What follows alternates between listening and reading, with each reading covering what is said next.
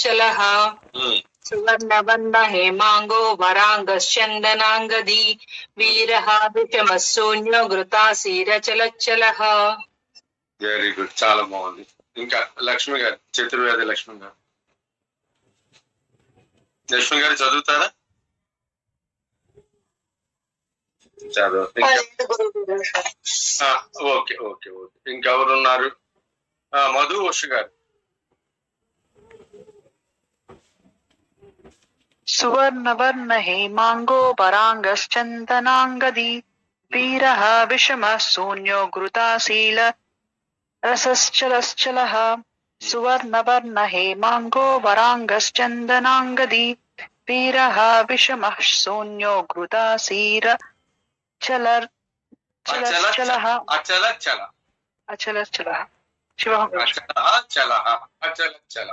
అర్థంలో పెడదాం. సువర్ణ వర్ణ అర్థం సింపుల్ గానే ఉంటుంది, కానీ విశ్లేషణ మాత్రం చాలా కొంచెం గంభీరంగా ఉంటుంది.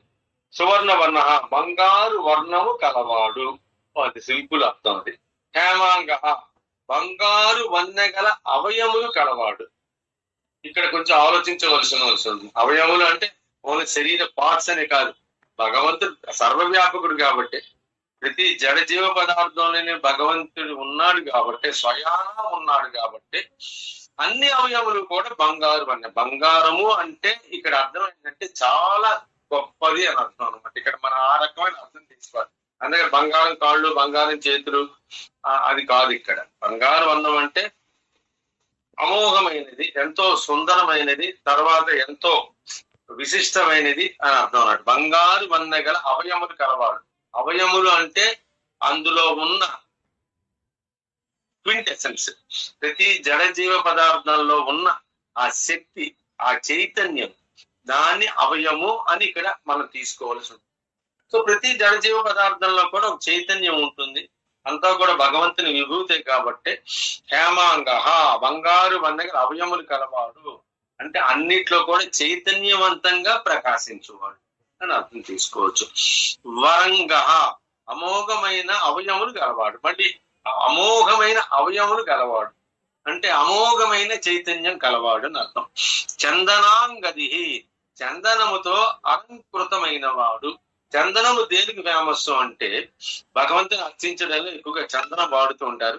చందనం దేనికి? ఒకటి సుగంధానికి, రెండోది ఏంటంటే చల్లగా ఉండడానికి చందనం వాడతారు. ఎంత వేడిగా ఉన్నా సరే చందనం అనేది చల్లదనాన్ని కలిగిస్తుంది కాబట్టి అది ఉద్దేశం. అంటే మనం ఎంత తాపత్రయంలో ఉన్నప్పటికీ కూడా మనలో ఉన్న భగవంతుడు మాత్రం ఎప్పుడు కూడా ప్రశాంత చిత్తుడే ఉంటాడు. బయట శరీరమే గాబర పడిపోతూ ఉంటుంది, శరీరమే ఎన్నో ఒడిదుడుకులకు లోనవుతూ ఉంటుంది, కానీ లోపల ఏదైతే ఆత్మస్వరూపంగా భగవంతుడు ఉన్నాడో అతడు మాత్రం ఎప్పుడూ కూడా పరమశాంతిగానే ఉంటాడు. నిజంగా ప్రయత్నం చేస్తే మన ఒక్కసారి బాహ్య ప్రపంచాన్ని వదిలేసి అంతర్ముఖం ఎప్పుడైతే చేయగలుగుతామో ఆ పరమశాంతిని ప్రతి జీవుడు కూడా అనుభవించవచ్చు. ఎందుకంటే అది అతని సహజ స్వరూపమే. శాంతే సహజ స్వరూపం. అండ్ విపరీతమైన జ్ఞానం ఉన్నప్పుడు ఆయన చేష్టలు కూడా కొంచెం చిన్నపిల్లవాళ్ళలాగే ఉంటాయి. ఎందుకంటే మనస్సు ఎటువంటి కల్మషం ఉండదు కాబట్టి, యోగులందరూ కూడా అలాంటి హృదయంతో ఉంటారు కాబట్టి వాళ్ళ చేష్టలు కూడా ఏంటంటే ఏమి తెలియనట్టే మాట్లాడుతుంటారు. కూడా మనం కంగారు పడుకు చూస్తుంటే ఏమి తెలియనట్టుగా ఉన్నాడు, ఈయనంటరా బాబు ఎంత జ్ఞానంగా ఉన్నాడు, ఎంత యోగ అనుకుంటున్నాను, ఎంత జ్ఞానం అనుకుంటున్నాను, చూస్తే మాత్రం అన్ని చిన్నపిల్లవాళ్ళలాగా చేష్టలు ఉన్నాయి, చిన్నపిల్లవాళ్ళలాగే మాట్లాడుతున్నాడు అనుకుంటున్నాను. అంటే ఏంటంటే మనస్సు ఎప్పుడైతే నిర్మలంగా ఉంటుందో చిన్నపిల్లవాళ్ళలాగా మన చేష్టలు కూడా అంత నిర్మలంగానే ఉంటాయి. అది అర్థం అన్నమాట.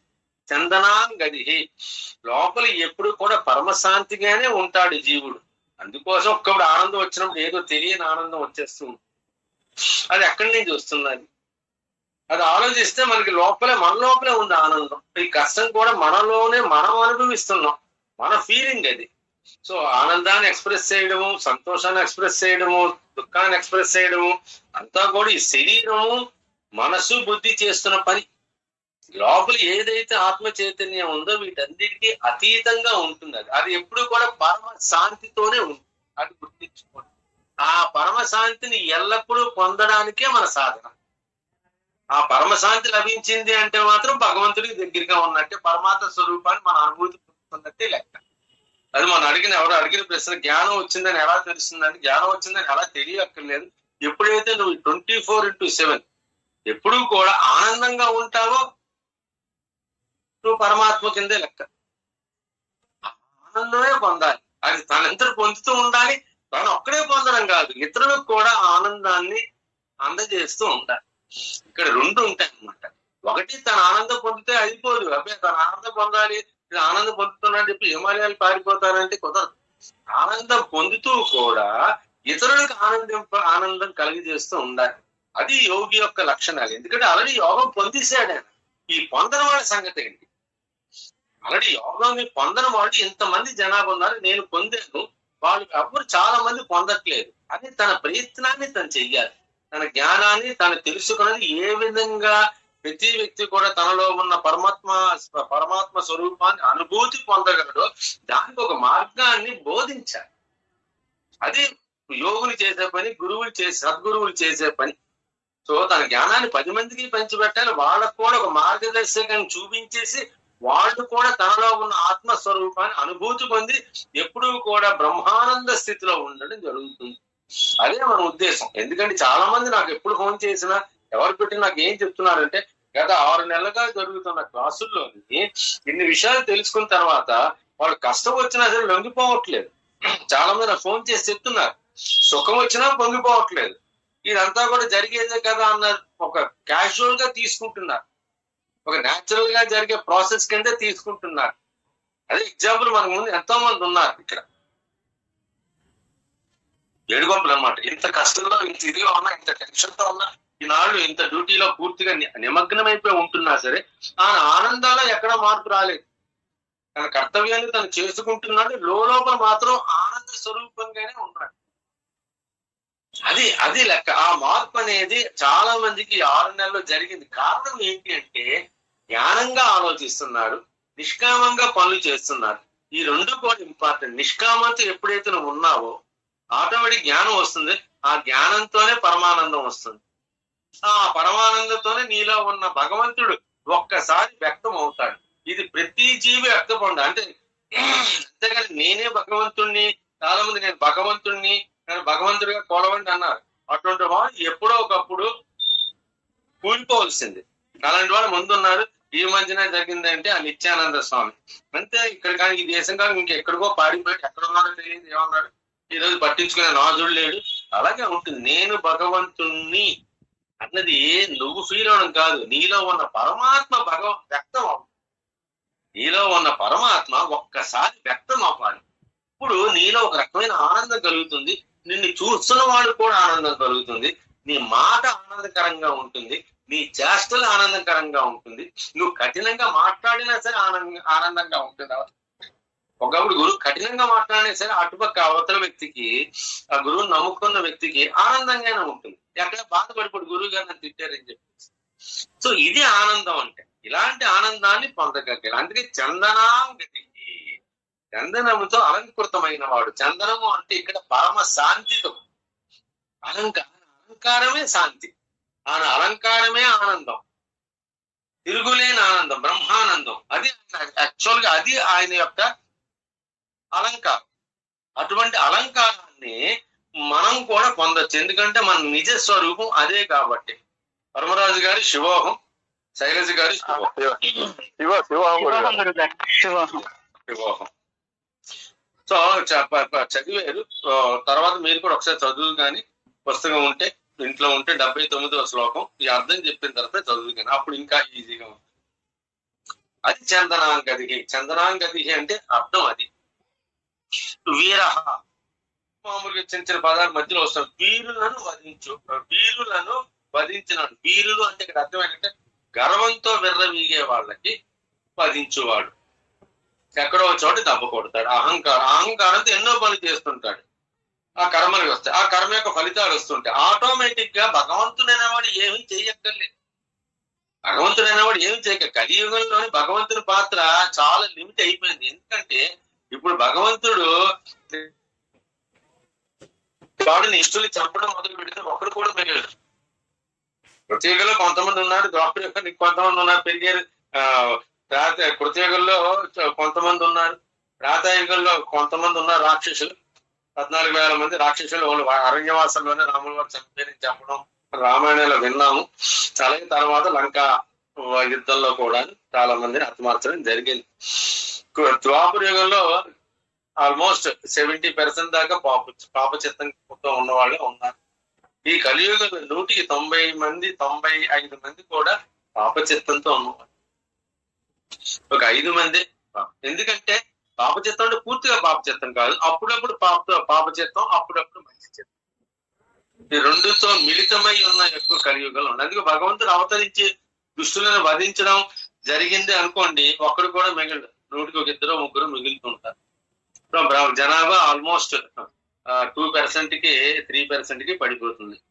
అందుకు అది కుదరదు. అందుకోసం భగవంతుడు అనేవాడు గురు రూపంలో అవతరించి సద్గురు రూపంలో ప్రకటితమై, ఇక్కడ ఎక్కువ ఇది గురువుల యుగం, కలియుగం అనేది ప్రకటితమై తాను అనుభూతి పొందుతూ ఆ అనుభూతిని 10 మందికి పంచిపెట్టడం చేస్తుంది. అదే వీరహ. వీరుని వధించేవాడంటే మనలో ఉన్న దుష్ట శక్తులు ఎప్పుడు అవే రెచ్చిపోతూ ఉంటాయి, అవే వీరత్వాన్ని ప్రకటిస్తూ ఉంటాయి. మనం అర్షడ్ వర్గాలు, ఈశనత్రయాలు ఎక్కువగా ఈర్ష, అసూయ, ద్వేషము ఇవన్నీ కూడా రెచ్చిపోతూ ఉంటాయి. వాటిని కంట్రోల్ చేసినవాడు. విషమహ, సాటి లేనివాడు. విషమహ అంటే ఇంకా తిరుగు లేదనమాట, తిరుగులేని ఆత్మ చైతన్యం. ఎందుకు తెలియదు? విఠలక్ష్మి గారి శివోహం, విఠలక్ష్మి గారి శివోహం గురువు గారు శివోహం. సో విషమహ, సాటి లేనివాడు. ఇంకా సర్వత్రా వ్యాపించున్న వాడికి సాటి ఉంటుంది. ఏంటి? సాటి లేదు. ఇచ్చింది. మృతాసిహి, సమస్త కోరికల నుండి విడుపడిన వాడు. సమస్త ఏ కోరిక, నాకేం కోరిక ఉంటుంది? ఆత్మస్వరూపానికి కోరిక అంటూ ఏముండదు. ఆత్మస్వరూపం ఇప్పుడు సాక్షిభూతంగా ఉంటుంది, శక్తిని ప్రసాదిస్తూ ఉంటుంది, అన్నిటినీ తెలియజేస్తూ ఉంటుంది, జ్ఞానాన్ని ప్రసాదిస్తూ ఉంటుంది, తద్వారా శాంతిని ప్రసాదిస్తూ ఉంటుంది. ఎందుకంటే చందనాంగది ఎందని అనుకున్నాం కదా, ఆత్మస్వరూపం అంటే పరమశాంతి స్వరూపం, అది ప్రసాదిస్తూ ఉంటుంది అన్నమాట. అచలహ, కదలిక లేనివాడు. నెక్స్ట్ పదం చలహ. అచల చలహ. అచలహ అంటే కదలిక లేనివాడు. ఆత్మ ఎక్కడికి వెళ్తుంది చెప్పండి? అంతా ఉన్నది ఎక్కడికి వెళ్తుంది? అంతా అదే, అన్ని అదే అనుకున్నప్పుడు దానికి ఎక్కడికైనా వెళుతుంది? కదలేదు. అదొక అర్థం. చలహ, కదులువాడు. ఏ రకంగా కదులుతాడు? జీవులుగా ప్రకటితం అయ్యాడు, జడాలుగా ప్రకటితం అయ్యాడు, వీటికి మార్పు చెందుతూ ఉంటాయి. సో ఇక్కడ కదులువాడు. అచలహ, కదలిక లేనివాడు. చలహ, కదులువాడు. సో అసలైన ఆత్మస్వరూపానికి కదలిక లేదు. ఎందుకంటే అంతా అదే, అన్ని అదే. ఈ వ్యక్తమైనప్పుడు జీవులుగా, జడ జీవులు వ్యక్తమైనప్పుడు కదలిక ఉంది. అయితే ఆత్మజీవితం ఒక వస్తువుని ఇంకో వస్తువు మార్పు చెందడం, లేకపోతే ఇక్కడి నుంచి అక్కడికి కాబట్టి ఇవన్నీ కూడా జీవులు చేసే పని. కాబట్టి జడాల్లో చైతన్యం మార్పు చెందుతూ ఉంటుంది కాబట్టి ఒక వస్తువు ఇంకొక వస్తువుగా మారుతూ ఉంటుంది. కాబట్టి అలాగే జీవులు కూడా ఈ దేహాన్ని అనేది మారుతూ ఉంటుంది. కాబట్టి అక్కడ కదలిక కలవాలని అర్థం. ఇద్దరు చదవలేదు అమ్మ, చదివితే పుస్తకం రెడీగా ఉంటే విఠలక్ష్మి గారును అండ్ శైలజ గారు చదవచ్చు. 79వ శ్లోకం. శైలజ గారు. సువర్ణవర్ణో హేమాంగో వరాంగచ్చందనాంగది వీరః విషమశూన్యో గృథా క్షీరచలచ్చలః. సువర్ణవర్ణో హేమాంగో వరాంగచ్చందనాంగది వీరః విషమశూన్యో గృథా క్షీరచలచ్చలః. Very good, very good. అమ్మా లక్ష్మి గారు ఇంట్లో ఉంటే గురువు గారు బయటన్నా. Okay okay. సో ఇది అర్థం అనేది సింపుల్ గా కనబడినా సరే, ఇందాకనే చెప్పాను నేను, విశ్లేషణ మాత్రం చాలా గంభీరమైనది, చాలా జాగ్రత్తగా వినాలి. 2-3 సార్లు మనం చర్చించుకున్నప్పటికీ కూడా ఈ విషయాన్ని ఇది మరొకసారి గట్టిగా మీ మనసులో దాన్ని ధృవీకరించుకొని, గట్టిగా దాన్ని నిశ్చల బుద్ధితోని జాగ్రత్తగా సత్యాన్వేషణ, సత్య శోధన చేస్తూ ఉండాలి. ఎక్కువగా విషయాన్ని ఎక్కువగా ఆలోచిస్తూ ఉండాలి. ఈ అంతరార్థాన్ని విశ్లేషణ. రూపాతీతుడు, గుణాతీతుడు అయిన పరమాత్మను ఎన్నో రకాలుగా భావించి, ఆరాధించి, కడకు చివరికి శూన్య రూపుడైన, రూపం లేదు, శూన్య రూపుడైన పరమాత్మను తనలోని ఆత్మస్వరూపంగా దర్శించేరు జ్ఞానం. ముందు మొదలు పెట్టడం మాత్రం అనేక రకాలుగా మొదలు. భగవంతుని యొక్క అసలు స్వరూపం రూపాతీతుడు, గుణాతీతుడు. కానీ అన్ని రూపాలతోనూ భగవంతుని ఆరాధించి అన్ని రకాల గుణాలను ఆయనకి ఆపాదించి అనేక రకములుగా ఎన్నో రకములుగా తమకు తెలిసిన అన్ని కర్మ మార్గాలలో భగవంతుని ఆరాధించి కొలిచి ఎన్నో రకాలుగా చేస్తూ చిట్ట చివరికి శూన్య రూపుడైన పరమాత్మను ఇంత చేసిన తర్వాత లాస్ట్ లో ఏం తెలుసుకున్నారంటే ఆయన ఎక్కడో లేడు, నాలోనే ఉన్నాడు. ఈ మహర్షులు ఇంత తపన చేసి ఇంత పరిశోధన చేసి ఈ కాలం మనం పరిశోధన చేయవలసిన అవసరం లేదు. ఎందుకంటే మాక్సిమం జ్ఞానాన్ని మనకు అందించేశారు. మన వర్క్ ని, మన డ్యూటీని సింప్లిఫై చేస్తారు. మన సాధనని మనం కొత్తగా చేయవలసిందే లేదు. కానీ ఇందున్న సత్యాన్ని వాడు అనుభవించారు కాబట్టి నేనెందుకు అనుభవించాను? మనం చెయ్యవలసిందంతా కూడా వీళ్ళు అనుభవించి ధృవీకరించారు కాబట్టి why can't I do it? Student లాగే ఇప్పుడు స్టూడెంట్స్ చదువుతూ ఉంటారు. ఇవన్నీ కూడా ఎప్పుడో ఉన్నవే కదా. ఆర్కిమిడిస్ ప్రిన్సిపల్, న్యూటన్ లాస్, ఇవన్నీ కూడా హైపోథెసిస్, థియరీస్, ప్రాక్టికల్స్ అన్ని ఉన్నవే. ఆ ఉన్న వాటినే మనకి ఉపాధ్యాయులు పాఠాలుగా చెప్తున్నారు. కాలేజీల్లో లెక్చరర్స్, ప్రొఫెసర్స్ కూడా ఉన్న వాటినే చెప్తున్నారు. మెడికల్ కాలేజ్ కావచ్చు, ఇంజనీరింగ్ కావచ్చు, ఆల్రెడీ ఉన్న పుస్తకాల్లోనే జ్ఞానాన్ని చెప్తున్నారు. ఎందుకంటే ధృవీకరించాలి. అసలు మెడిసిన్ లో కూడా ఎన్ని బ్రాంచెస్ ఉన్నా సరే కాలేజ్కి వెళ్ళి నేర్చుకుంటున్నప్పుడు ఎంబీబీఎస్ కావచ్చు, పీజీ కావచ్చు, సూపర్ స్పెషాలిటీ కావచ్చు, నేర్చుకున్నా సరే ఉన్నదాన్ని చెప్తూ ఉంటారు. ఆ లెవెల్కి వెళ్ళిన తర్వాత వీడేదో కొత్తదాన్ని కనుక్కోవాలి. కొత్తదాన్ని ప్రతిసారి కూడా కొత్తదాన్ని కనుక్కుంటున్నాం. మనం అనుకుంటాం కదా ఉన్నదాన్నే కొత్తదానిగా మనం కనుక్కుంటాం. లేనిదాన్ని కాదు, ఉన్నదానికి లేనిది ఏది కొత్తగా కనుక్కోవట్లేదు. ఉన్నదాన్నే బయటకి మనం 10 మందికి కూడా అది అందిస్తున్నాం అన్నమాట. అందుకోసమే అన్ని కూడా డిస్కవరీయే. ఇన్వెన్షన్ అనేది వెరీ దేర్. ఇన్వెన్షన్ అంటే ఏంటి? ఇన్వెంట్ చేస్తా కొత్తగా. ప్రపంచంలో లేనిది ఏమిటి? ప్రపంచంలో లేని వెళ్తే ఏమిటి? మనకి ఎన్నాళ్ళు తెలియదు కాబట్టి అది మనకి ఏదో అనుకుంటున్నాం. ఉన్న పదార్థాన్ని డిస్కవర్, అక్కడ ఏదో ఐలాండ్ ఉంది, అలాగే ఉంది. వీడు వెళ్ళి దాన్ని కనుక్కున్నాడు. Columbus discovered America. అమెరికా అనేది ఒకప్పుడు చాలా కాలం అటుపక్క ఉండేది భూమికి. ఎవరు డిస్కవర్? కొలంబస్ వెళ్ళి కనుక్కున్నాడు. Vasco da Gama discovered the sea route to India. మనకి సముద్ర మార్గాన్ని, ఇండియా అప్పటికే ఉంది, కొన్ని లక్షల సంవత్సరాలకి ఉంది. సీ రూట్ కనుక్కున్నాడు, సముద్ర మార్గాన్ని కనుక్కున్నాడు. అలాగే ఇప్పుడు కొత్త వస్తుంది. సెల్ ఫోన్, గిల్ ఫోన్ అన్ని కూడా ఇది పనిచేసే తీరు, దీంట్లో ఉన్న లక్షణాలు అన్ని కూడా చుట్టుపక్కల ఉన్నాయి కాబట్టి మనం కనుక్కునేవి అన్ని కూడా ఉన్నాయి.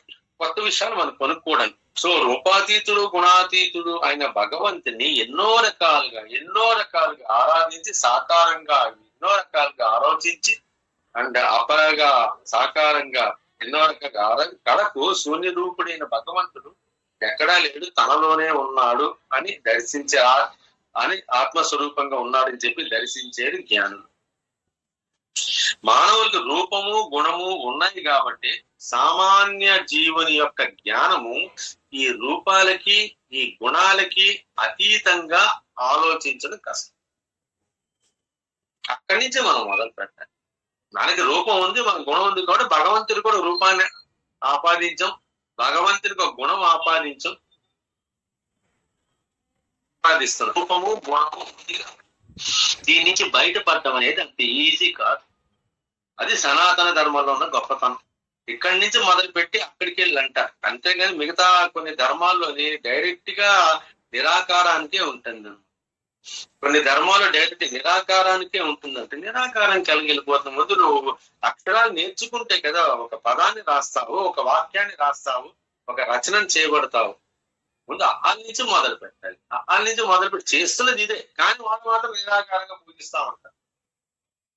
చేస్తున్నదంతా కూడా ఇక్కడ అన్ని కూడా సాకారంగానే చేస్తూ నిరాకారం ఉంటారు. ఎందుకు అబద్ధం అంటాం? ఇక్కడ సాకారం నుంచే మొదలు పెడదాం, అబ్బాయి లేదు. స్లోగా నిరాకారానికి వెళదాం. అయితే వచ్చిన చిక్కలు ఏంటంటే సాకారంగా మొదలు పెట్టేసి భగవంతుని సాకారంగా ఉంచేస్తున్నారు. అక్కడ వచ్చించారు. సాకారంగా మొదలు పెట్టిన వాళ్ళు ఇంకా సాకారంతోనే జీవితాన్ని కంప్లీట్ చేసేసుకుంటారు. అక్కడ వచ్చినిచ్చారు. సాకారంగా మొదలు పెట్టేసి మెల్లిగా అందున్న అంతరార్థాన్ని తెలుసుకొని బాహ్యంగా భగవంతుని చూస్తూ ఆయన యొక్క ఆత్మస్వరూపాన్ని, ఆయన యొక్క చైతన్యాన్ని సర్వత్రా ఆయన దర్శించే స్థితికి మనం చేరుకొని తనలోనే ఉన్న ఆత్మస్వరూపాన్ని గ్రహించే స్థితికి మనం చేరుకోవాలి. చైతన్యాన్ని గ్రహించాలి, క్వింటెసెన్స్ ని గ్రహించాలి. అది ఎప్పుడు కూడా నిరాకారంగా ఉంటుంది. కరెంట్ ఎప్పుడు నిరాకారం. మన బల్బులు, గిలుగులు, ఫ్యాన్లు, ఇస్త్రీ పెట్టెలు, ఫ్రిడ్జ్లు ఇవన్నీ కూడా బాహ్యంగా సాకారంగా కనబడుతున్నాయి, ఏసీలు గట్ట. కానీ దాంట్లో ప్రవహిస్తున్న కరెంటు మాత్రం ఎప్పుడు నిరాకారమే కదండి. ఎంత పెద్ద ట్రాన్స్ఫార్మర్ పెట్టినా, ఎంత పవర్ గ్రిడ్ పెట్టినా, అండ్ విజయవాడలో థర్మల్ పవర్ లో, ఇక్కడ సింహాద్రి పవర్ ప్లాంట్ లో ఇంత పవర్ ప్రొడ్యూస్ చేసిన పవర్ అనేది నిరాకారమే కదా. సాకారం నుంచే పవర్ వచ్చింది కదా. ఈ బొగ్గు మండడం వల్ల థర్మల్ ప్లాంట్స్ అన్ని కూడా బొగ్గు ద్వారా నిరాకారమైన, బొగ్గు సాకారం కానీ అందు నుంచి వచ్చిన కరెంటు నిరాకారం, నీళ్లు సాకారం అందు నుంచి వచ్చిన విద్యుత్ అనేది నిరాకారం. సింపులే కదండి. సో అనేది ఏంటంటే నిరాకారం లేదని కరెంట్ ఉంది కాబట్టి అటువంటి నిరాకారాన్ని మన అనుభూతి చెందిన చేసి, అది ఎక్కడుంది? సర్వత్రం ఉంది. సర్వత్రం ఉంది కాబట్టి నాలో కూడా ఉంది. సో నేను భగవంతుణ్ణి అని అనుకోవడం వేరు, నీలో ఉన్న భగవంతుడు వ్యక్తమయ్యి నిన్ను భగవంతుడిగా మార్చే ప్రక్రియ వేరు. అందుకో చాలా మంది నేను భగవంతుని చెప్పుకోకూడదు, అహంకారం కింద అవుతుంది అనమాట. తనలో ఉన్న భగవంతుడు ఒక్కసారి వ్యక్తం అవ్వాలి. వ్యక్తమైనప్పుడు ఇంకేమీ లేదు, ఆయన చూసేది ఒక భగవంతుడు అవతారంగానే పూజిస్తారు. ఎందుకంటే మాట, ఆయన తీరు, ఆయన అన్ని చెప్పే విధానము, ధర్మము, ఆచరించే ధర్మము, సత్యము అన్ని కూడా ఆయన భగవంతుణ్ణి, ఆయనలో ఉన్న భగవంతుడు ఒక్కసారి వ్యక్తం అవుతాడు. అంతేగా నేను భగవంతుడు అనుకోడు కాదు, మనం అనుకునేది చిదానంద రూప శివోషం. ఎటువంటి చిదానంద రూపం అంటే శివుడు, అంటే చైతన్యవంతమైన ఆనందవంతమైన శివుడు. నువ్వు చైతన్యాన్ని, ఆనందాన్ని అనుభవిస్తే తప్ప ఈ శివత్వం నీకు రాదు. చిదానంద రూప శివో అంటే చైతన్యవంతుడైన, ఆనందం ఎప్పుడు ఎల్లప్పుడూ ఆనందంగా ఉండే శివుడు ఎవరైతే ఉన్నాడో అటువంటి శివుని నేను. అదిగా చిదానంద రూప శివోహం శివోహం. అందుకోసం నువ్వు ఫస్ట్ ఆఫ్ ఆల్ ఆ అనుభూతి పొందాలంటే నేను చైతన్యవంతుడి. చైతన్యం అంటే ఏంటి? జ్ఞానంతో ఉండడం. మనకు సంబంధించిన వరకు చైతన్యం మనకు తెలియకుండానే ఉంది కాబట్టి మనం పొందగలిగేది ఏంటంటే జ్ఞానాన్ని. అన్నిటిని కూడా విశ్లేషణ చేసుకుంటూ దాని వెనక అంతరార్థాన్ని గ్రహిస్తూ జ్ఞానం పొందాలి. చైతన్యం ఎప్పుడైతే జ్ఞానం వచ్చిందో ఆనందం ఆటోమేటిక్ గా వస్తుంది. అప్పుడు నువ్వు చిదానంద రూపుడైన శివుడిగా వ్యక్తం అవుతుంది. శివుడుగానే వ్యక్తం అవుతుంది ఆ స్థితి. అది పరమాత్మ స్థితి. సో ఫస్ట్ ఆఫ్ ఆల్ మనకు ఆ నమ్మకం కావాలి కాబట్టి మనకు చిదానంద, నేను శివుడిని తప్ప వేరేమీ కాను, నేను ఇంక ఏమీ కాను. ఆత్మశక్తిలో శంకరాచార్య వారు చెప్పినట్టు ఏమీ కాను, నేను సాక్షాత్తు శివుడిని.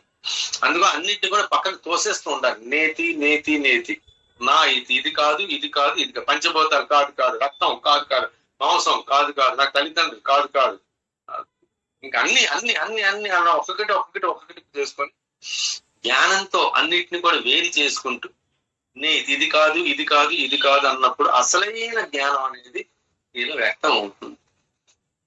విపరీతమైన బ్రహ్మానంద స్థితి చేరుకుంటాం. నీలో ఉన్న ఆ శివతత్వం అనేది ఒక్కసారి వ్యక్తం అవుతుంది అనమాట. ఈ శరీరం ఉన్నా లేకపోయినా, చైతన్యం శాశ్వతం కాబట్టి శరీరం ఉన్నా శరీరం లేకపోయినా సరే నీలో ఉన్న శివత్వం మాత్రము సత్యమైనది. అంటే సచ్చిదానంద. సత్యమేది చెప్పకుండా వెనకట్లుంటే, ఎందుకంటే సత్యం.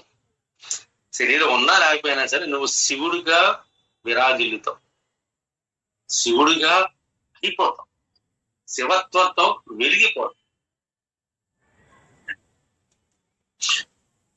అందుకోసమే ఇదే పెద్ద సమస్య. దేవుడిని నిరాకారంగా భావించడంలో తలెత్తే అతిపెద్ద సమస్య ఏంటంటే ఇదే. ఎందుకంటే మనకి ఆకారం ఉంది, మనకి గుణాలు ఉన్నాయి కాబట్టి భగవంతుని కూడా ఆ రకంగానే మనం భావిస్తాం. సో అది కాస్త నిరాకారంగా పూజించడం పెద్ద సమస్య ఏంటంటే ఇదే. దాని వలన మనకి ఏది సరిగ్గా అర్థం కాదు. దానికి భగవంతుడు ఈ రకంగా కనబడతాడు, భగవంతుడు ఆ రకంగా కనబడతాడు. అప్పుడు డెసిషన్ తీసుకోలేని పరిస్థితి, అంత సంశయాత్మకంగా నడిచిపోతుంది. మనసు తిన్నగా ఊరుకోదు. ఈ గురువుని నమ్ముకున్న వ్యక్తి పోతే ఆగురు కొంచెం ఈయనకన్నా ఆయన బెటర్ ఏమో కలుగుతుంది. అలాగే భగవంతుని నమ్ముకున్నాడు, ఆ దేవుడి వల్ల కానీ కష్టాలు వస్తున్నాయి, ఈ దేవుని ఇస్తే కొంచెం సుఖాలు వస్తాయేమో. భగవంతుని మార్చేవాడు చాలా మంది ఉన్నారు, గురువులు మార్చే చాలా మంది ఉన్నారు. ఎందుకంటే మనసు తినగా ఊరుకోదు, తన పని తను చేసుకుంటూ ఉంటుంది. అందుకోసం ఏం చేయాలి, మార్చే ముందు పూర్తిగా జ్ఞానవంతంగా విశ్లేషణ చేసుకో. అది గురువును మార్చిన విశ్లేషణ చేసుకోవాలి, భగవంతుని మార్చిన పూర్తిగా జ్ఞానవంతంతో చిత్తశుద్ధితో నిష్కల్మనం, ఎటువంటి కల్మషం లేకుండా ఆలోచించి ఒక డెసిషన్ తీసుకోవాలి. ఎప్పుడైతే ఆలోచించి డెసిషన్ తీసుకుని గురువును మార్చో, భగవంతుని మార్చు. తల్లిని మార్చగలమా అండి? ఆమె నవమాసాలు కొని ఇది మోసి కనిన తర్వాత ఇది నా తల్లి కాదని చెప్పేసి 25-30 ఏళ్ల తర్వాత అంటే ఎంత అసహ్యంగా ఉంటుందండి. ఇది కూడా అంతే అజ్ఞానం. చిన్నప్పటి నుంచి ఆమె నుంచే పుట్టాడు, కొన్నాళ్ళు పెడితే ఈ నా తల్లి కాదంటాడు. అంటే అర్థం ఏంటి? అజ్ఞానం కాకపోతే. సో ఈ రకంగా మానవుడు జంజాటంలో మునుగుతున్నాడు, ఏది అర్థం కాదు, అంత కన్ఫ్యూజన్ అయింది. ఇది ఇంకా వాడిని రెచ్చగొడుతూ ఉంటుంది మనస్సు. ఎందుకంటే నీ యొక్క ఆలోచన మనసు నుంచి వచ్చినా సరే నీ ప్రవర్తన బట్టి మనసు ఇంకా రెచ్చగొడుతుంది. నీ ప్రవర్తన మారినప్పుడు మనసు సైలెంట్ అవుతుంది. సో నిరాకారం భావించి తలెత్తే దానివల్ల ఏది మనకు సరిగ్గా అర్థం కాదు. ఆధ్యాత్మికంగా ఎంతో ఉన్నత స్థితిలో ఉన్నవారికి మాత్రమే ఇది సాధ్యం. ముందు ఆధ్యాత్మికలో ఉన్నత స్థితిని చేరుకుంటే, ఇందా చెప్పినట్టు జ్ఞానంతో చేరుకుంటే అప్పుడు నువ్వు పరమాత్మను మార్చవలసిన అవసరం లేదు, గురువును మార్చవలసిన అవసరం అంతకన్నా లేదు. అంతా నీలోనే ఉంది. ఈ మాయ అంతా కూడా that is in your hands, నీ చేతుల్లోనే ఉంది. ఏం చేస్తాం అన్నది నీ చేతుల్లో ఉంది. సాకారోపాసన వల్ల రెండిట్లో ఉన్న తేడాని చాలా జాగ్రత్తగా విశ్లేషణ చేసుకో. ఈ సాకారోపాసన ఉన్న మెయిన్ ప్రాబ్లం ఏం తెలుసా అండి? సాకార ఉపాసన అంటే పరమాత్మను గణపతి గాను, విష్ణుగాను, శివుడి గాను, కుమారస్వామి గాను పూజించడం. అయితే వారందరూ ఒకే పరమాత్మ అని గ్రహించాలి. సాకార ఆరాధన చేసినంత తప్పేమీ లేదు, ఇక్కడి నుంచే మొదలు పెట్టాలి. కానీ నేను ఉపాసిస్తున్న దేవతలందరూ కూడా, లేదంటే నా దేవుడు ఏదైతే నేను ఉపాసిస్తున్నా వెంకటరమణమూర్తిను, ఆయన ఉపాసిస్తున్న శివుడు కూడా ఒకటే అన్న భావంలో ఉన్నప్పుడే సాకార ఉపాసన వల్ల నా దేవుడు గొప్ప, ఆ దేవుడు పనికిరాడు అంటే మాత్రం అజ్ఞానం అవుతుంది. అలాగే జరిగింది కృతయుగంలోని కూడా. అంత ముందు యుగంలో కూడా హిరణ్యాక్షుడు, హిరణ్యకశిపుడు శివుని పూజించేవారు, విష్ణువుని ద్వేషించేవారు. త్రేతాయుగంలో కూడా అదే జరిగింది రావణాసురుడి విషయం. ద్వాపర యుగంలో కూడా అలాగే జరిగింది. ఉన్న భగవంతుని ఎదురుగుండా ఉన్నా సరే ఆయన విశ్లేషణ చేయకుండా అన్ని ఎవరు గ్రహించలేదు. కొంతమంది శ్రీకృష్ణుడి పరమాత్మ గ్రహించారు. శ్రీకృష్ణ పరమాత్మ జీవించనన్నాడు కూడా సశరీరంతో ఉన్నంత కాదు. కొంతమంది మాత్రమే శ్రీకృష్ణుడి భగవంతుడిగా చూడగలిగారు, మిగతా వాళ్ళందరూ చూడలేరు. కౌరవులు చూడగలిగారా? బంధువే చూడగలిగారు శ్రీకృష్ణుడు భగవంతుడిగా. ధృతరాష్ట్రుడే చూడలేదు. గాంధారి చూడగలిగింది, భార్య చూడగలిగింది, భర్త చూడలేకపోయింది. గుడ్డివాడిగా కన్సిడర్ చేశారు. సో వారందరూ ఒకే పరమాత్మ అని గ్రహించాలి. నేను పూజిస్తున్న దేవుడు గొప్ప అనుకుంటే, నేను పూజిస్తున్న గురువే గొప్ప అనుకుంటే ఉపయోగం లేదు. గురువులందరూ సమానంగానే చూడాలి. ఒకటొక మార్గాన్ని ఉపదేశిస్తారు. అన్ని మార్గాలు కూడా ఒకటి, ఏకం సత్యం. విప్ర బహుదా వదంతి. ఏ గురువైనా సరే మార్గాలు వేయడమే సత్యం అనేది ఒకటి.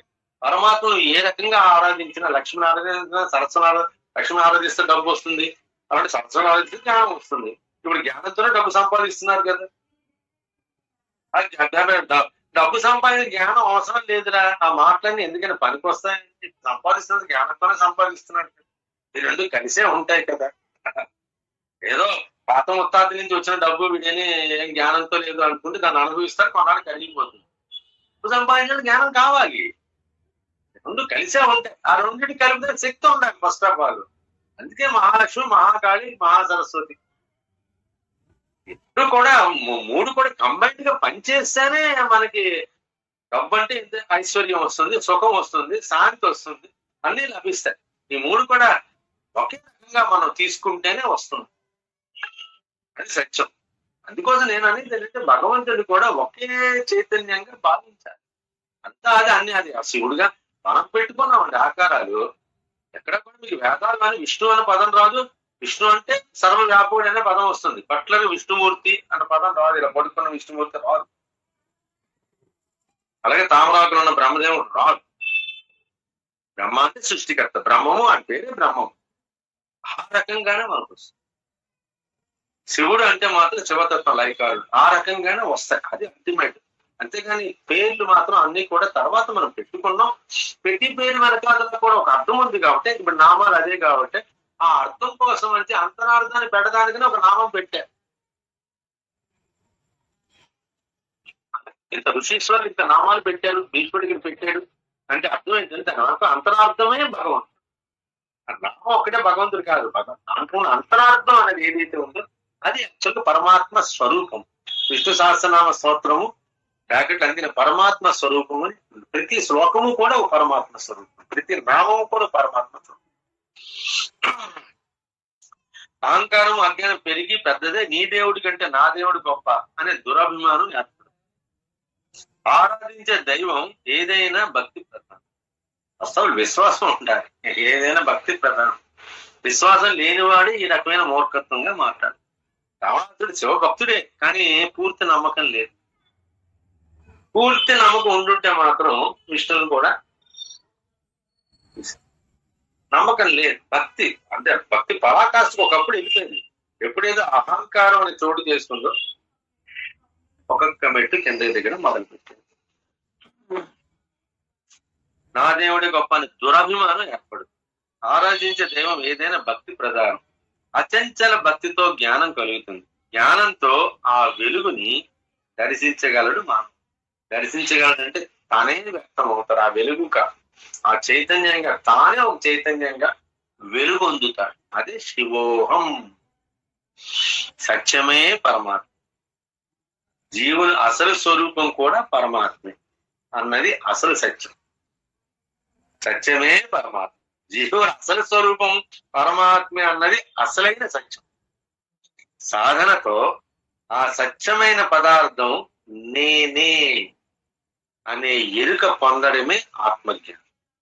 ఆత్మజ్ఞానం అంటే ఆ సత్యమైన పదార్థము నేనే, అది ఆత్మజ్ఞానం. నేనే, నేను అన్న జ్ఞానం పొందడమే. అంతా నేనే, అంతా నేనే, అన్నీ నేనే అన్న భావన, అంతా అదే అన్నీ అదే అనే స్థితి నుంచి అంతా నేనే అన్నీ నేనే అని నీలో ఒక రకమైన దురభిమానం లేకుండా, ఈషణత్రయాలు లేకుండా, అరిషడ్ వర్గాలు లేకుండా, ఎటువంటి అటాచ్మెంట్స్ లేకుండా పూర్తి శివతత్వాన్ని నీలో నువ్వు అనుభూతి పొందుతూ కూడా ప్రపంచానికి చాటి చెబుతూ కూడా వాళ్ళలో ఉన్న శివతత్వాన్ని గ్రహించి వాళ్ళను కూడా శివులుగా ఉద్ధరింపజేసేవాడికి అతడే జ్ఞాని, అతడే గురువు. దాని ఫలితమే ఆత్మానుభూతి. ఇదే అత్యున్నత స్థితి. ఇదే బ్రహ్మైక్య స్థితి. అంటే తాను ఎక్కడి నుంచి వచ్చాడో అక్కడ మళ్ళీ కలిసి.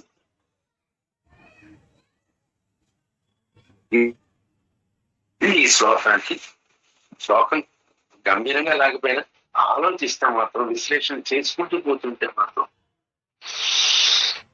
ఈ రకమైన విశ్లేషణ బయటకు వస్తుంది. ఇది ఈ శ్లోకానికి అర్థం. ఇప్పుడు ఏమైనా డౌట్లు ఏమంటే గ్రహించిన దాన్ని చెప్పగలిగితే సింపుల్ గా 4-5 ముక్కల్లో చెప్పాలి. సత్య కళ్యాణి గారు ఇవాళ మీతోనే మొదలుకోండి. శివోహం గురువు గారు, చాలా బాగా అర్థమైంది గురువు గారు. నిరాకారంగా పరమాత్మను ఎలా కొలవాలి అన్నది మాత్రం బాగా అర్థమైంది గురువు గారు. నేను ఎప్పుడు విశ్వసిస్తాను పరమాత్మ అనేవారు నిరాకారంగానే ఉంటుంది. సాకారంగా కొలిసినంత వరకు మాత్రం ఒకటి విశ్వసించేదాన్ని గురువు గారు, ఈశ్వరుడు పురుషుడు అమ్మవారు ప్రకృతి అలాగే కొలిచేదాన్ని. ఇప్పుడు మీరు చెప్పిన తర్వాత అది కూడా ఇంకా చాలా క్లియర్ గా అర్థమైంది గురుగారు. ఏ రూపంలో ఉన్న పరమాత్మని ఒకే శక్తి యొక్క స్వరూపంగా కొలవాలి. అప్పుడు జ్ఞానం ఉద్భవించి మనలో ఉన్న ఈశ్వరుడు ఆ వెలుగు మనం చూడగలుగుతాం అనేది బాగా అర్థమైంది. ఎందుకంటే పురుషుడు అన్న పదం పెద్దవాళ్ళు ఎందుకు వాడంటే పురమందు నివసించేవాడు పురుషుడు.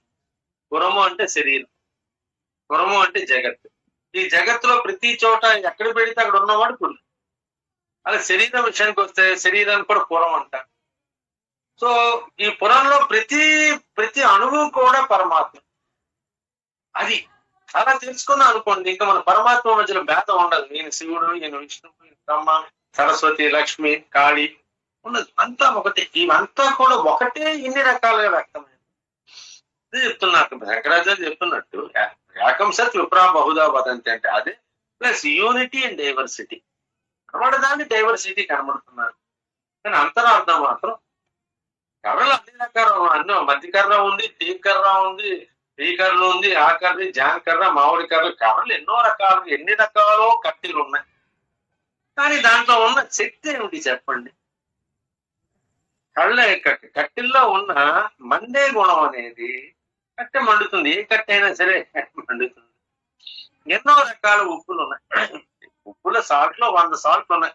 దాన్నే సాల్ట్ అంటారు. కెమిస్ట్రీలో సాల్ట్ అంటే ఎన్నో వస్తాయి. సాల్ట్ అంటే మనం ఉప్పు తినే కాదు, అన్ని సాల్ట్లే. ఈ సాల్ట్స్ ఎన్నో రకాలు ఉన్నాయి. ప్రతి దానికి ఒక గుణం ఉంది. మినరల్స్ ఎన్నో ఉన్నాయి. ప్రతి దానికి దాని గుణం దానికి ఉంది. అలాగే మనుషులు ఎంతో రకాలు ఉన్నారు. ప్రతి మనిషికి ఒక చైతన్యం. ప్రతి జనాల్లో చైతన్యం ఉంది. దీన్ని గ్రహించి ఆరాధించడంలో ఎంతో మాధుర్యం ఉంది. అది మర్చిపోయింది. అంత మాధుర్యం. అది కృష్ణతత్వం. కృష్ణతత్వం అంటే ఏంటంటే సర్వత్రా కూడా కృష్ణుడు అంటే నల్లని వాడు. నలుపు రంగు ఎంత మన అజ్ఞానంలో ఉన్న అజ్ఞానం ఇంత నలుపు రంగులో వెతుకుతున్నా సరే మనకు వెలుగు కనబడాలి. కృష్ణతత్వం. కృష్ణుడు అంటే కృష్ణుడు కూడా నల్లగా ఉంటాడని చెప్తున్నాడు అంటే అజ్ఞానం అనేది తొలగించుకో, నీకు అసలైన అజ్ఞానం తొలగించు కృష్ణుడిగా కనబడతాడు. అజ్ఞానం ఎప్పుడే తొలగించుకోవాలో కృష్ణ తత్వం కనబడతాడు. అది తేడా. అది ఈజీగా అర్థం చేసుకోవచ్చు. అజ్ఞానం తొలగించడం నువ్వు కేవలం కృష్ణుడిగా భావిస్తావు. ఏదో భగవంతుడిగా కృష్ణుడు ద్వాపర యుగంలో ఉండేవాడు, పాండవులు సపోర్ట్ చేశాడు, కౌరవులకి ఎనిమిగా ఉండేవాడు. ఈ స్టోరీ అంతా మీకు అర్థం అవుతుంది. ఎప్పుడైతే అజ్ఞానం తొలగించావో కృష్ణ తత్వం అర్థం అవుతుంది.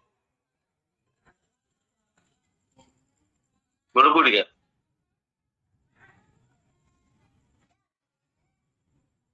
నిర్భయ్ గారు ఫోన్ వచ్చి ఉంటుంది. బాలాజీ గారు స్వామి ఎలా ఇలా ఉన్నాను. మీకు ఫోన్ వచ్చిందా? లేదు. మన భారతీయ ఋషులు, యోగులు వీళ్ళు కనుక్కున్న ప్రధానమైన అంశము ఈ అహం బ్రహ్మాస్మి అనేది. ప్రపంచంలో ఇతర దేశస్తులు ఏ వస్తువులు కనుక్కున్నా భారతీయ తత్వం యొక్క మళ్ళీ కర్మను వదిలిపెట్టమని చెప్పడం లేదండి. మీరు వర్క్ చేసుకుంటూ వెళ్ళండి. ప్రపంచానికి విశ్వశాంతికి ఏ హోమం చేసినా యజ్ఞం చేసినా మన వాళ్ళు కోరుకునేది విశ్వశాంతి. దాంట్లో వెళుతూ ఉండండి అని చెప్తూ అనేక మంది తపస్సు చేసుకుంటే మనకు వచ్చినటువంటి జ్ఞానమే అహం బ్రహ్మాస్మి చిదానంద రూప శివోహం శివోహం. ఇది రమణ మహర్షులను తీసుకోండి, ఎవరిని తీసుకున్నా, ఏ వాక్యకారులను తీసుకున్నా మొదట్లో ఎలా ప్రారంభించినప్పుడు కూడా చివరికి అంతర్మయం అనే స్థితికి, అంతర్యామి అనే స్థితికి వాళ్ళు వెళ్ళారండి. కానీ సాకారం నుంచి నిరాకారానికి చేరడం అనేది అంత సులువైన పద్ధతి కాదు. మీలాంటి వారు నడిపిస్తూ ఉంటే ఒక్కొక్కళ్ళం వెళ్తున్నాం, ఇంకా పూర్తిగా దాంట్లోకి వెళ్ళిపోయామని, నిరాకారంలోకి చేరిపోయామని కాదు. కొద్దిసేపైనా సాకారం చేస్తే కానీ తృప్తిగా వెళ్ళలేదు ఆ నిరాకారంలోకి వెళ్ళడానికి. మీరు చెప్పిన విధంగా ముందుకు వెళ్తున్నాం స్వామి. నేతి అనేది ఇక్కడి నుంచి ఆత్మజ్ఞానానికి మొదటి మెట్టు. ఇక్కడ నేను కాదు, ఇది కాదు, ఇది కాదు, ఇది కాదు, ఇది కాదు కానీ అనుకుంటూ ముందుకు వెళ్ళటమే తత్వం కనిపిస్తుంది. మొత్తం మీద ఇప్పటిదాకా వచ్చినటువంటి దాని హైలైట్ ఈ రోజు యొక్క విశ్లేషణ స్వామి, శ్లోకం యొక్క విశ్లేషణ ఇప్పటిదాకా చెప్పుకున్న దానికి మనం ఇప్పటిదాకా చెప్పదలుచుకున్న అంశాలన్నీ ఈ ఒక్క శ్లోకంలో కనిపిస్తున్నాయి. శివోహం శివోహం శివోహం శివోహం చక్కగా చెప్తున్నారు. శైలజ దేవరకొండ గారు శివోహం గురుగారు. చెప్పండి అమ్మా. సర్వత్రా వ్యాపించి ఉన్న పరమాత్మను జీవుడు తాను రూపంతో గుణంతో ఉన్నాడు కాబట్టి భగవంతుడిని కూడా రూపంతో గుణాలతోటి కొలుస్తూ ఆయనను భావించి పూజిస్తూ ఇట్లా సాకార రూపంలో పూజిస్తూ నిరాకారంలోకి వెళ్ళిపోయి తనలోనే ఉన్నాడు, తనలోనే ఆ పరమాత్మ కొలువై ఉన్నాడు అనే సత్యాన్ని మనకు ఋషులు అందించారు. దాని ద్వారా మనం కూడా సాకార ఉపాసన నుంచి నిరాకార ఉపాసనలోకి మారి, అంటే అంతటా వ్యక్తమవుతున్న జడ జీవ పదార్థాల్లో కొలువై ఉన్న పరమాత్మను జీవ పదార్థంలో ప్రాణశక్తిగాను జడ పదార్థంలో చైతన్య రూపంగాను దర్శించి అన్నింటిలో ఉన్నది ఒకే తత్వము, వేరే కాదు, వేరే ఏది లేదు, మొత్తం అంతటా వ్యాపించి ఉన్నది ఆ తత్వమే అనే జ్ఞానాన్ని పొంది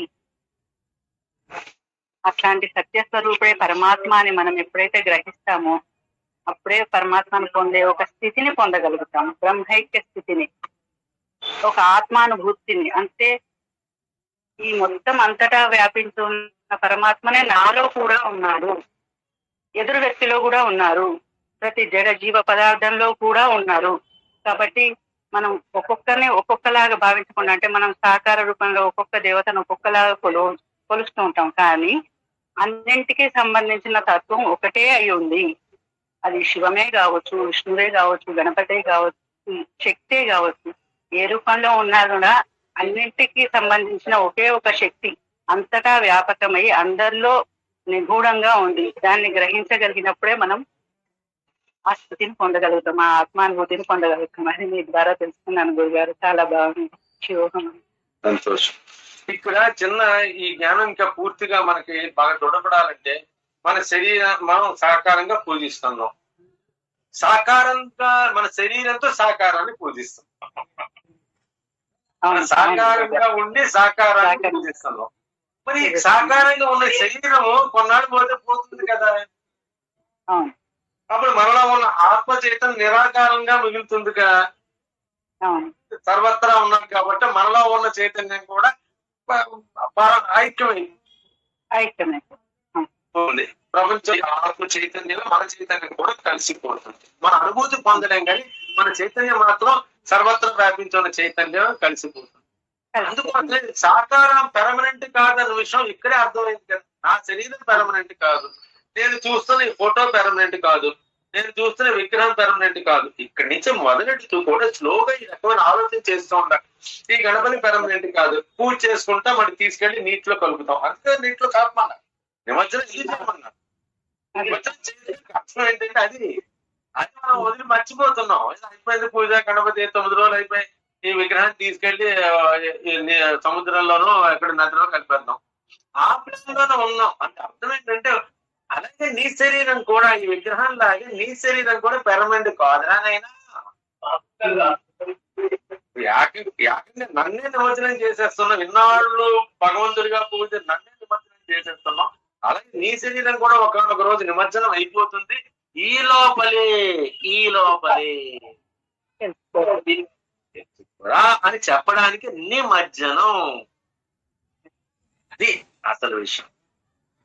మధు ఉషా గారు తల్లి ఉన్నారా లేదా క్లాస్ లో ఉన్నారు? లేదు గురుజీ. శివోహం గురుజీ. మాట్లాడగలరా? గురుజీ, అంటే మనం చూసేది చేసేది అంతా ఒకటే తత్వం కింద మనం, అంటే అంతా ఒకటే, ఇంకా అది వేరు కాదు ఇది వేరు కాదు, ఏది వేరు భావం కాదు అన్న దాంట్లోకి మనం ఎనలైట్ అవ్వగలగాలి అన్నది తెలుసుకున్నాను గురుజీ. Exact, beautiful beautiful. అది అంతిమ స్థితి. అప్పుడు మీరు సాక్షాత్ భగవత్ స్వరూపంగానే వెలుగొందుతారు. ఈ ఉషాబాల అనేది శరీరానికి సంబంధించింది. మీరు డైరెక్ట్ ఉషా సూర్యుడి కాంతిగానే వెలగగలరు. ఎప్పుడు బాలుగా ఉండగలరు. మధు ఓకే, ఎప్పుడు మంచి చక్కటి మధుతోనే ఉండగలరు. ఎప్పుడు ఉండగలరు అంటే మనలో ఉన్న ఆత్మస్వరూపం అది తెలుసుకుంటే ఇంకా భగవంతుడిగా మీరే వెలుగొందుతాం, మనమే వెలుగొందుతాం ఆటోమేటిక్ గా. అది చాలా సంతోషం తల్లి. సత్యనారాయణ బొలిశెట్టి గారు.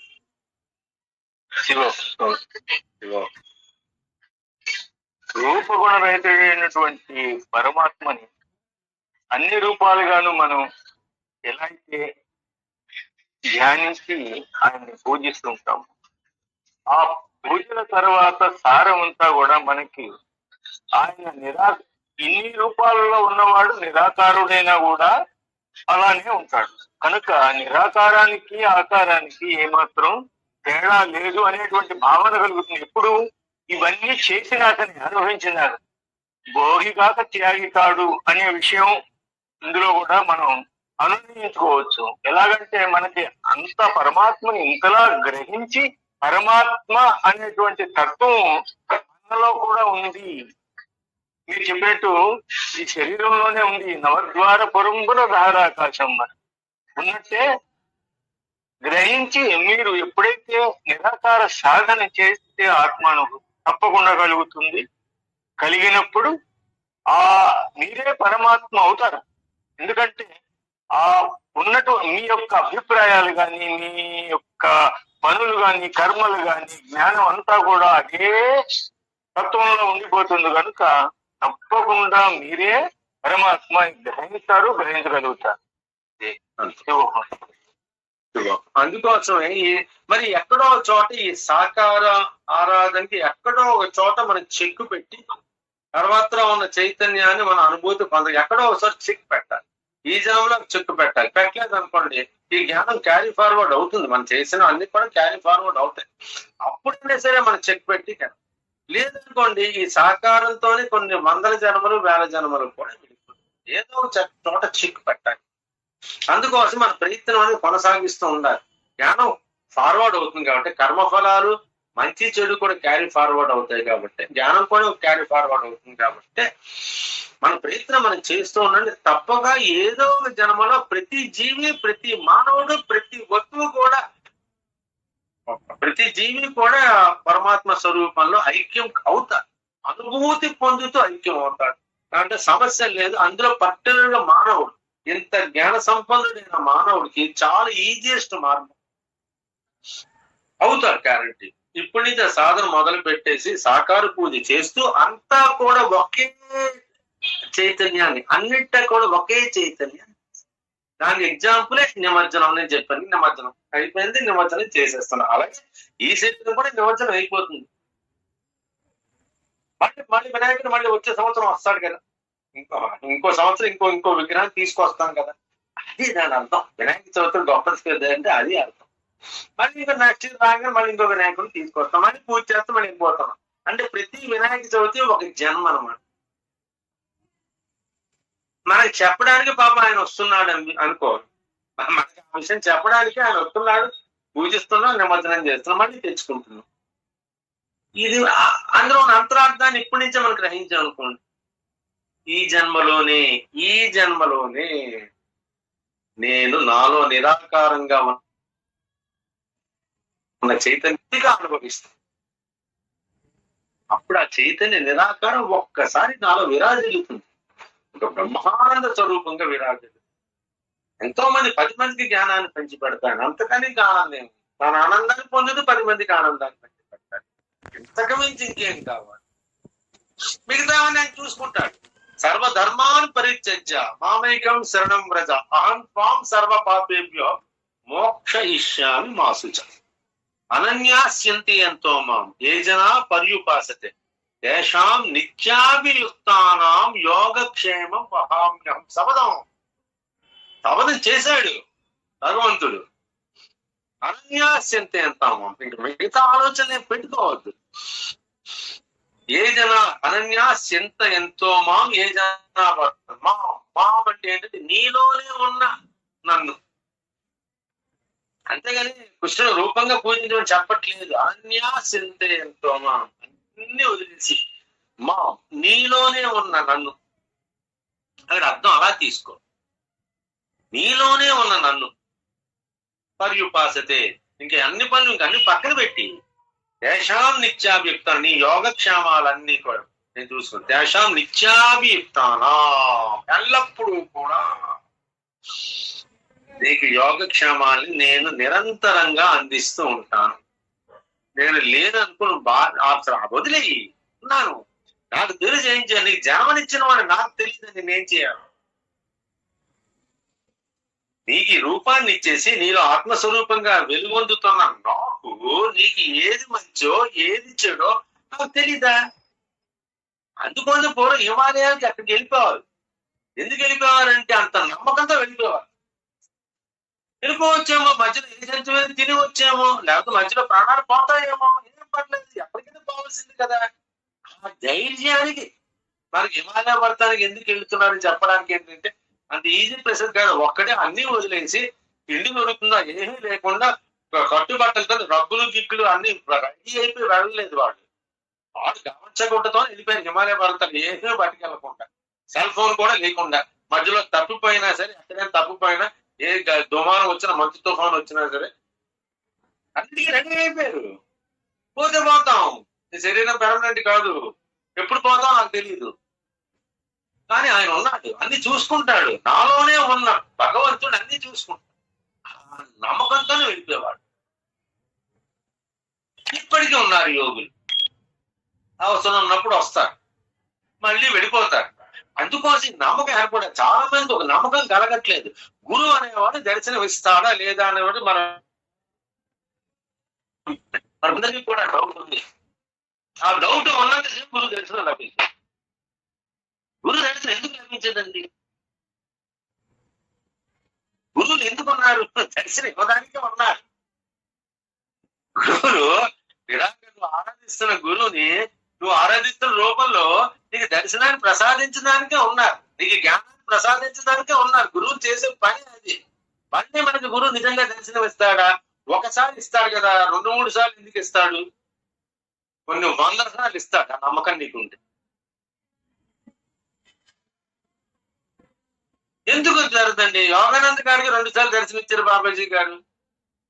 లాహిరి మహారాజు 2 సార్లు ఇచ్చారు కదా, ఇన్నిసార్లు ఇస్తారు బాబాజీ గారు. ఎందుకు ఎవరు? శంకరాచార్య వారు కూడా దర్శనం ఇస్తారు. గౌతమ్ బుద్ధుడు దర్శనం ఇస్తాడు, మీరు నమ్మాలి. రాముడు దర్శనం ఇస్తాడు, ఇచ్చాడు. కృష్ణుడు దర్శనం ఇస్తాడు, ఇచ్చాడు. ఇవ్వలేదా?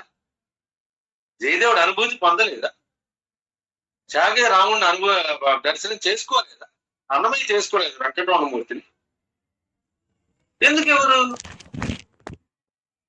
వాళ్ళలో ఉన్న రామతత్వాన్ని, వాళ్ళలో ఉన్న కృష్ణతత్వాన్ని, వాళ్ళలో ఉన్న గురుతత్వాన్ని వాళ్ళు పూర్తిగా అనుభూతి పొందారు.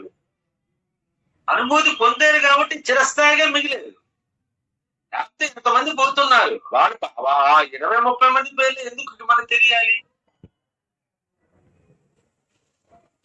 అమ్మవారి దర్శనం ఇవ్వలేదు రామకృష్ణ పరమహంస. ఎదురుకుండా రాతి విగ్రహం ఇప్పటికీ ఉంది. వేలూరు మీరు వెళ్తే రామకృష్ణ పరమహంస కొలిచిన అమ్మవారే ఉన్నారు. 4 అడుగుల ఎత్తు కాళీమాతనే రామకృష్ణ పరమహంస కొలిచారు. దర్శనం ఇచ్చింది కదా, మాట్లాడుకున్నాడు కదా, అలా ప్రవర్తించాడు కదా, ఆయన ఆపదించింది కదా ఆ శక్తి. ఎవరు? ఇంకా ఆ స్టేజ్ కి మనం వెళితే ఇస్తాడు. ఎవరి కోసం ఇస్తాడు? ఇస్తాడు ఇస్తాడు. సత్యం సత్యం సత్యం. ఒకసారి కాదు, జీవితాంతం దర్శనం ఇస్తూనే ఉంటాడు. ఎప్పుడు పిలిస్తే అప్పుడు వస్తాడు గుడికి, ఎప్పుడు పిలిస్తే అప్పుడు వస్తాడు భగవంతుడు. ఉండాలి శ్రద్ధ, సబూరి. 2 మొక్కలు కొట్టేశారు షిరిడి సాయినాథ్. ఆ 2 లేకుండా ఎంత సాధన చేసినా ఏం ఉపయోగం. ఎవ్వడు ఎందుకు ఇవ్వడు? నీలో ఉన్న ఆత్మస్వరూపం నీకు దర్శనం అవ్వదు, ఎవరికి ఇస్తారు? అలాగే ఎందుకు రావట్లేదు అది అంటాను. మనలోనే ఉన్న ఆత్మస్వరూపము మనకి ఎందుకు దర్శనం అవ్వదండి? నా ఆత్మ నాలోనే నేను గురువుగా భావిస్తాను. నేను పూజిస్తున్న గురువు నాలోనే ఉన్నానని భావిస్తున్నాను. గురువే దర్శనమిస్తాను. నాలో ఉన్న ఆత్మస్వరూపం రాముడిగా భావిస్తున్నాను. సాక్షాత్ రాముడే ఇస్తాడు దర్శనం, కృష్ణుడే ఇస్తాడు. ఇచ్చారు, అది పూర్తిగా శ్రద్ధా సబూరితో నమ్మకం, సహనం. ఆ రకంగా సాధన ఫస్ట్ ఆఫ్ ఆల్ ఈ రెండు లేకుండా ఏం సాధన చేస్తాడు? ముక్కు బిగించి నోరు బిగించి ఎందుకు దర్శనాలు అవుతాయి? ఎందుకు ఆత్మానుభూతి కలుగుతుంది? వృధా ప్రయాస తప్ప ఏమీ ఉపయోగం లేదు. ఈ రెండు కొట్టేసాడు అంతే సింపుల్ గా, శ్రద్ధా సబూరి అని చెప్పి సాయినాథులు వారు. ఈ రెండు దాంట్లో ఏం కుదురుతుంది? విశ్వాసం ఉండాలి, సహనం ఉండాలి. ఇస్తాడు, ఎవరి కోసం ఇవ్వడు. I will wait till that moment. అది ఎప్పుడు దొరుకుతుందని వెయిట్ చేస్తూ ఉంటాను. అది సహనం, సబూరి, సత్యం. ఈ రెండు లేకుండా ఏది కాదు, సాధన కాదు, ఏమీ కాదు. ఎన్ని సాకార ఉపాసన చేసినా, ఎన్ని తీర్థయాత్రలు తిరిగినా, ఎంత అన్నదానం చేసినా ఇవన్నీ కూడా వెనకట్ల అహంకారాన్ని పెంచుతూ ఉంటాయి తప్ప అసలు స్వరూపం సిద్ధి బాబా చరిత్రలో కూడా కొట్టేశాడు. ఏమన్నా మక్కా దర్శించుకొచ్చాడు. అబ్బాయి మక్కా దర్శించుకొచ్చాను కదా పెడతా అనుకున్నాడు. ఆ గర్వంతో ఊగిపోతుంటే మక్కా దర్శనం చేసుకుంది. అంటే ఆ కాలంలో మక్కా దర్శనం అంటే అంత ఈజీ పద్ధతి ఏం కాదు, కొంచెం కష్టపడవలసిన విషయం. మనకి పూర్వకాలం కాశీ అంత కష్టం, వాళ్ళకి మక్కా అంత కష్టం కాదని అంటలేదు. 100 ఏళ్ల క్రితం చాలా కష్టమైన విషయం. ఏంటి గొప్ప ఏంటి? వెళ్ళి ఏం చేసావు? అక్కడికి వెళ్ళి ఏం పీకేవు? మామూలు ఆంగ్లంలో ఎడితే ఓకే వెళ్ళావు, ఏం పీకే? నేను గర్వాన్ని చంపుకున్నావా? అహంకారం పోయిందే. అయ్యప్ప స్వామి నేను ఇప్పటి వరకు 30 సార్లు మాలేశానండి. ఏంటి ఉపయోగం? ఏంటి దానివల్ల? తిరుపతి నేను 100 సార్లు వెళ్ళానండి. ఏంటి ఉపయోగం? What is the use? ఎక్కడమో చూసుకుని ఎక్కడమో వచ్చినప్పుడు హలో అంటాడు, ఇప్పుడు నేను పంపించేస్తాను. హలో, నీ దాకా వచ్చాడా? నీలో ఆయన స్వరూపం విరాజిల్లిందా? అదే అసలైన ఆధ్యాత్మికత. సో బాగా చెప్తున్నారు అందరు కూడా. మన మాట్లాడతారా వేణుగోపాల్ గారు? గురుగారు బయట ఉన్నాను గురుగారు. ఓకే, వింటున్నారు, సంతోషం. ఇంకెవరున్నారు? అందరూ మాట్లాడారు. ఇంకెవరు మాట్లాడితే మాట్లాడచ్చు. విఠలక్ష్మి గారు జాయిన్ అయినట్టున్నారు మళ్ళీ. అమ్మా అవును గురువు గారు, ఇప్పుడే జాయిన్ అయ్యాను గురువు గారు. అందరూ మాట్లాడారు. మీరు మిగిలిన నరసింహాచార్య నండూరి గారు ఒకసారి మాట్లాడారు.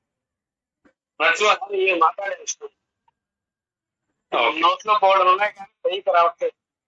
సంతోషం. అనుభూతి పొందుతూ ఉండండి. ఉన్నాను sir. Very good, very good. Lakshmi గారు మీరు మాట్లాడతారా? మధ్యలో వెళ్ళారు, వచ్చారు, మీకు అర్థమైంది? అవును గురువు గారు, కొంచెం డిస్టర్బెన్స్ వచ్చి వెళ్ళాను, ఇప్పుడే వచ్చాను. అదే గురువు గారు, మన క్వింటెసెన్స్ పట్టుకోవాలి మీరు అన్నట్టు. దాన్ని అనుభూతి చెందాలి. బయటికి చూడటమే కాకుండా మనలో ఉన్న విభూతిని అనుభూతి చెందాలి. అది చాలా అద్భుతంగా ఉండింది గురువు గారు ఈరోజు. అంతే కదా, ఒక్క ఆత్మ ఇన్ని రూపాలుగా వ్యక్తమైంది మీరు అన్నట్టు. ఆ వ్యక్తమైన దాని వెనక ఉన్నటువంటి ఆ రహస్యాన్ని పట్టుకోవాలి, దాన్ని అనుభవించాలి. ఆ అవ్యక్త స్థితికి అవతల ఉన్న దాన్ని కూడా చూడగలగాలి.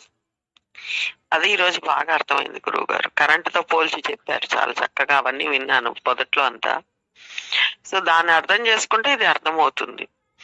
అయితే పరమాత్మకి కరెంట్ అనేది చాలా చిన్నది, కానీ మనం అర్థం చేసుకోవటానికి, ఎందుకంటే ఆయన సంపూర్ణంగా అంతటా పూర్ణంగా నిండి ఉన్నవాడు కదా. కరెంట్కి అయితే మనం గొట్టాలు అవి పెట్టుకుంటాం.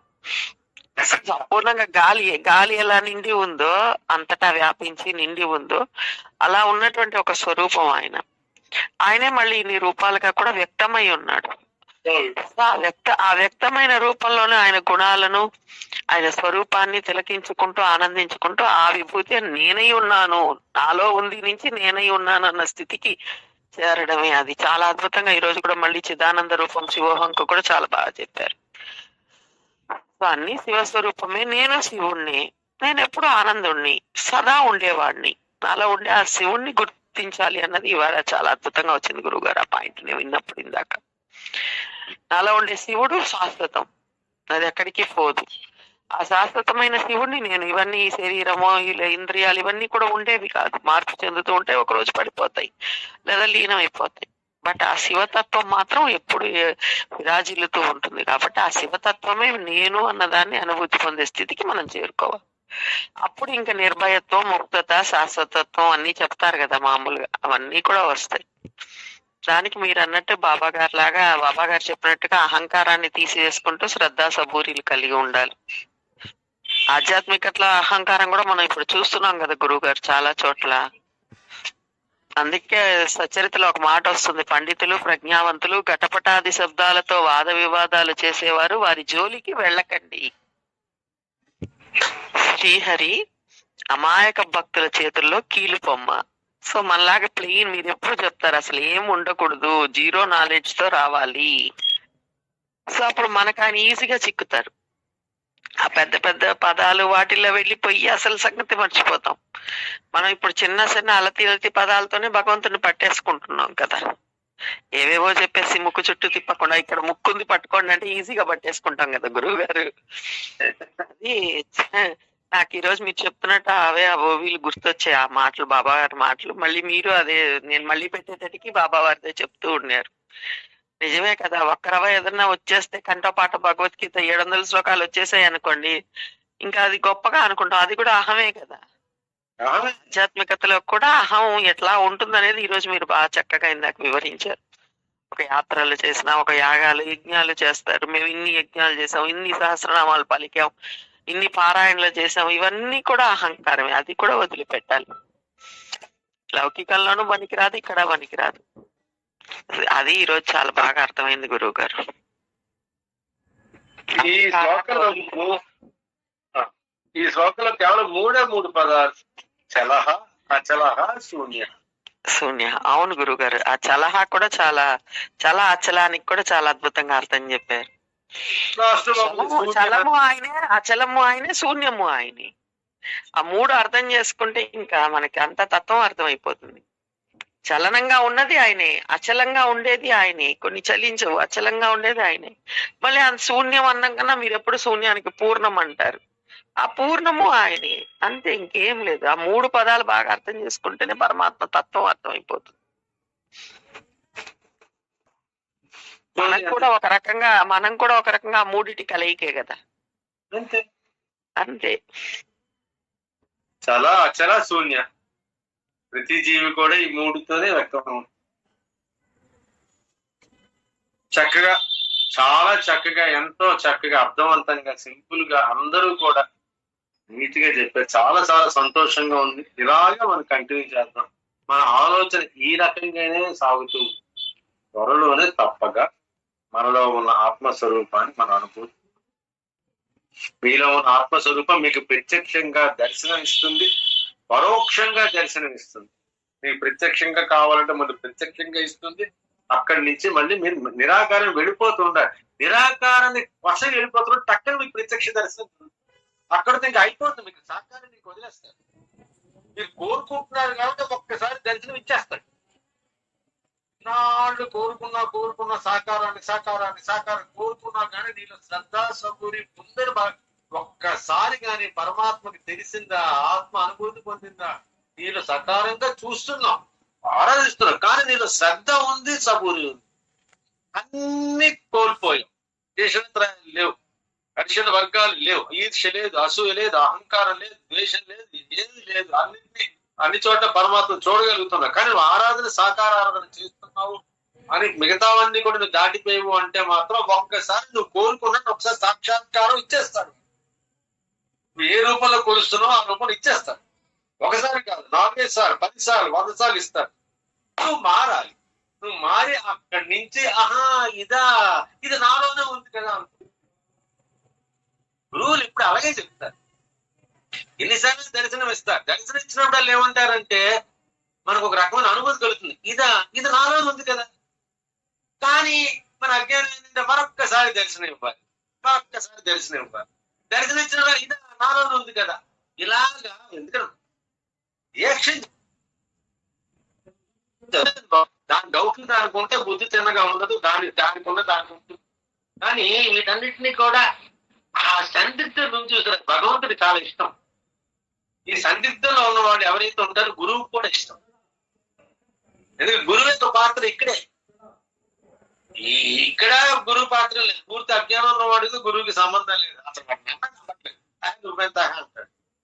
ఇక్కడ వాళ్ళతో గురువు పని లేదు, ఎందుకంటే వాళ్ళు ఆధ్యాత్మికంగా హై లెవెల్కి వెళ్ళిపోయారు.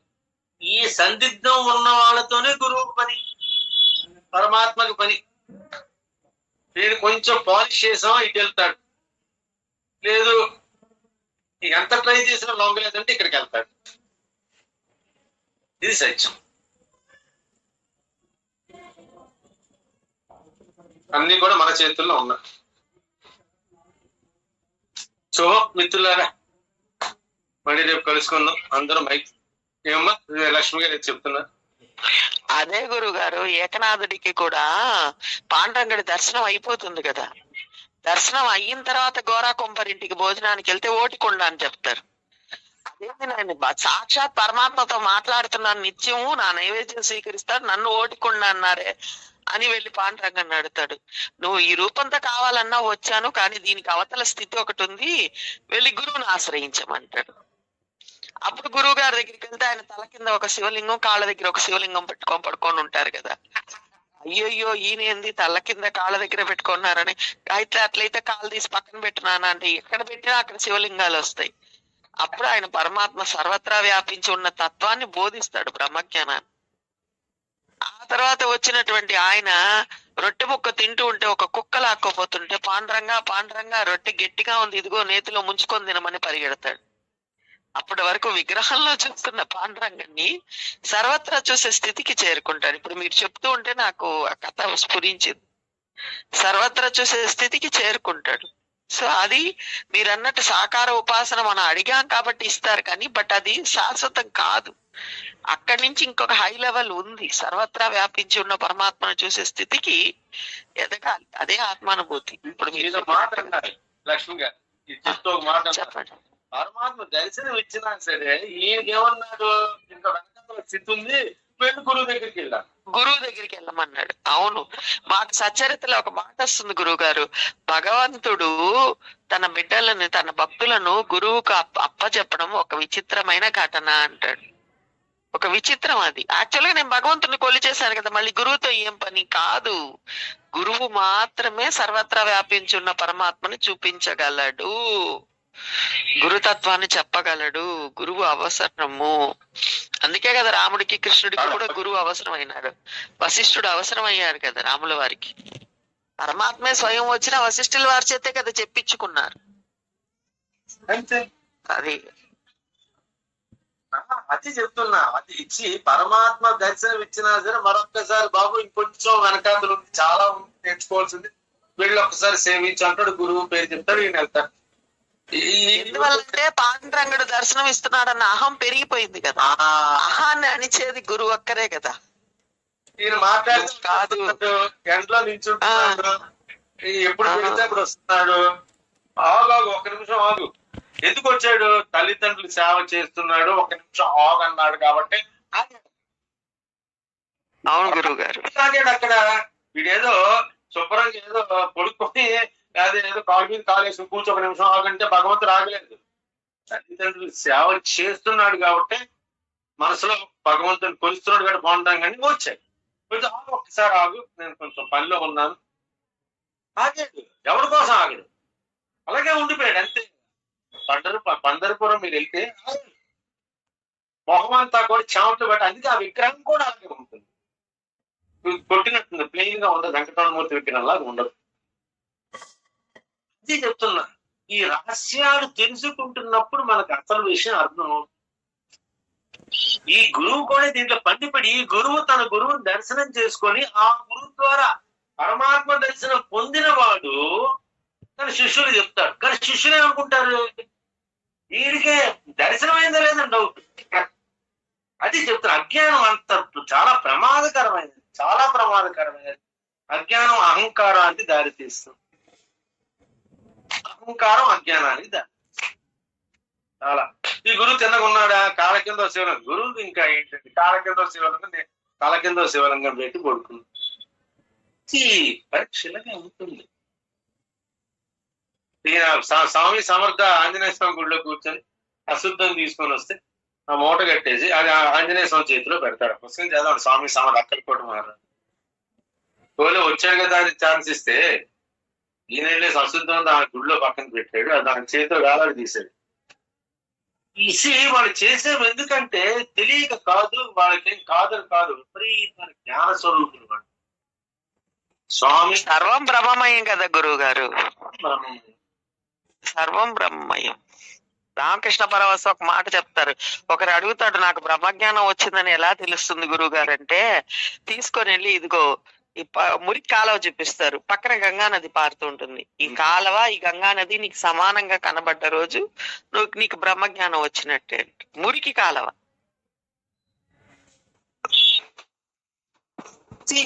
చాలా కిటుకులు ఆధ్యాత్మిక అంత చిన్న చిన్న కిటుకులు అర్థం చేసుకుంటే అన్ని వచ్చేస్తాయి. చాలా సంతోషం. ఎంత బాగా చెప్తున్నారు. ఎన్ని విషయాలు. మిత్రులారా, ఆ రకంగా సాధన చేద్దాం. అందరికీ కూడా త్వరలోనే ఆత్మానుభూతి వచ్చి తీరుతుంది. రాదు అనుకున్నాడు అంటే మాత్రం అది మన అజ్ఞానము, మన యొక్క శ్రద్ధా సబోరీలో లోపం తప్ప ఏది కాదు.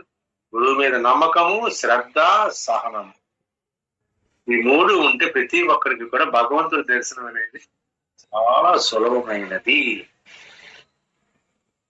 మన మీద మన అనుగ్రహం, మన విశ్వాసం, అంతే. మనం కూడా అనుగ్రహించుకో. భావం తద్భవతి కదా గురువు గారు.